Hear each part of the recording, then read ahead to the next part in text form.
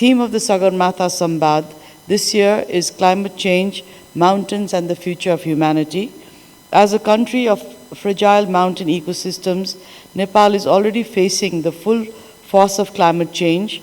The absence of honest dialogue and concerted global actions not only puts our environment at heightened risk, but also greatly imperils the future of humanity itself.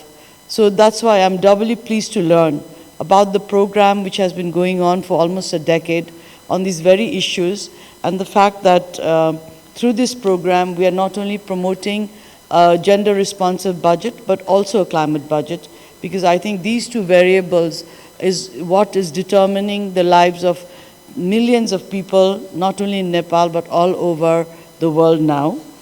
We aim to contribute meaningfully to the global climate discourse by facilitating dialogue among all stakeholders, and inputs such as the one that will be provided from this 10-year-old long project will really help us to be not only stuck on theory, but also to look at the practical outcomes of what is happening. The Sagarmatha Sambad will bring together policymakers, practitioners, academia, the media and civil society from around the world to discuss the issue of climate change with a special focus on the mountain regions. We hope that the dialogue, which is being hosted in a country that is among the most acutely affected by climate change, will strongly resonate with the theme and act as a catalyst for meaningful global climate action. I'm pleased to note that this workshop, being organized as a precursor to the Sagarmatha Sambad, stands as a testament to the strong and fruitful collaboration between the Government of Nepal and APDC. Nepal is a founding member of the Asian Disaster Preparedness Center and has been actively supporting its work on disaster risk reduction, disaster preparedness, risk management, and climate adaptation. And I'm very happy to share with, I'm sure many of you in this audience know, that Nepal has also evolved many of its own programs. I was happy to see when we were organizing the support for the Myanmar earthquake, that Nepal Army has constructed not only at the Tribhuvan International Airport, but in many airports around Nepal, infrastructure from where disaster, the donations or all the goods that come during disasters can be sorted out and distributed in a very organized and logical manner. And there are other such emergency outlets, especially related to health, that Nepal Army and all the security as well as the health professionals involved in this sector have designed, and some of that also went to Myanmar. So I'm happy to share that Nepal has been seriously working on the issue of disaster preparedness and management, and we have been sharing not only our theory but also sharing it practically when disasters happen in other parts of the world. But I would also like to commend the Center's focus on policy support, technology-driven solutions, and multi-stakeholder collaborations to build resilience and enhance preparedness capabilities. I'm pleased to note that ADPC is currently implementing Asian Preparedness Partnership Program and Climate Adaptation and Resilience Care for South Asia through its projects in Nepal and other countries. We hope that ADPC's programs and activities will continue to enhance disaster and climate resilience by driving innovation, fostering regional cooperation, and promoting community-based approaches to disaster mitigation and disaster risk management. Distinguished guests and participants, disaster risk management faces rising challenges as the impacts of climate change become more severe in the fragile ecosystems of mountainous regions. As a mountainous country with high disaster risk vulnerability, Nepal faces a stark predicament. The snows of the Himalayas, which not only serves as a vital reservoir of water for hundreds of millions of people, but also as a natural climate stabilizer, is melting at an alarming rate, and posing serious threats to livelihoods across countries. In recent years, Nepal has faced severe climate-induced natural disasters driven by rising temperatures, erratic rainfall patterns, and the melting of glaciers. Glacial lake outbursts and floods have caused large-scale destruction and damage, and droughts, water scarcity, and forest fires have brought untold suffering to the people across the country. Sadly, the cascading impacts of global warming and climate change far exceed our capacity and resources to manage them. That's why a workshop such as this is especially important. I think it brings to home the point that we need additional financing for the issues raised by this kind of crises, as was referred to by the Honorable Vice Chair of the National Planning Commission of Nepal.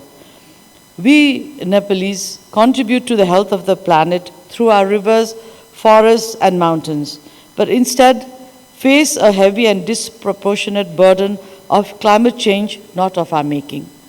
The unprecedented scale of the climate risk underscores the need for immediate and sustained action from the international community and concomitant remedial action. Therefore, Nepal calls for climate justice for climate vulnerable countries like Nepal and for the low-lying island countries which are also facing an existential threat. And because such grave unfairness has to be corrected, and the time is already late, we have to start from today. The anomalous situation should be corrected urgently. Today's workshop, I believe, covers important agenda items, particularly on agriculture and policy, planning and finance sectors in the context of disaster preparedness and disaster management. Nepal's agricultural sector is highly climate sensitive as it relies heavily on seasonal rainfall patterns. Climate-induced disasters such as floods and erratic rainfalls directly affect crop yields, food systems, and rural livelihoods, among others. For countries like Nepal, it is imperative that agriculture be fully integrated and embedded into disaster preparedness and the climate resilience strategies. Sectoral insights, particularly from agriculture, must be fully incorporated into national policy and comprehensive planning frameworks. Financing sources and modalities should constitute as an integral and inbuilt component of these frameworks. Nepal's Disaster Risk Reduction and Management Act establishes a legal foundation for multi-tiered disaster governance system in alignment with Nepal's federal system. And I'm very happy to note that Mr. Bhatta is here. And for a while, we were in a sort of a flux, but once he has come on board, Nepal has been going full stream ahead with recovery of the earthquakes and also looking at other disasters. We should put in place effective governance structures to implement it effectively, and we are doing our best to do that, and fine-tune its provisions on the basis of experiences in implementing it. Workshops such as these help take that process forward, and I hope the findings are widely disseminated through all the structures of Nepal's government, as well as in all the other partnering countries. The challenge for us in the days ahead is to ensure that there is ample inbuilt competence in our systems and structures to foresee the risks and threats of natural disasters, as well as the capability to swiftly spring into action when disaster occurs, especially when disaster induced by climate change become more severe and more unpredictable. And I would also like to reiterate that women and children, who are mostly the only people in many of our rural municipalities now, find it very difficult to respond with the same swiftness as maybe men could respond. Because we have not, it's not that we are less abled, it's because we have not been trained. And in my tenure as regional councillor of IUCN, we did a lot of work on disaster and women. And one of the things that we learned that women are never taught to climb trees, to swim in rivers, and even our very garments impede us. And that's why a lot of women fall victim during disasters. So I think training women to become disaster responsive and also training them how to be safe is some of the things that I hope will go forward in the days to come. And I hope today's discussion will dwell adequately on all these themes and come up with concrete ideas and recommendations for the future. I wish today's workshop all success, and I hope to see some of you at the Sagarmatha Sambad, and I hope the thoughts that are discussed today will be put forward in our national policies, plans, and actions. I thank you all.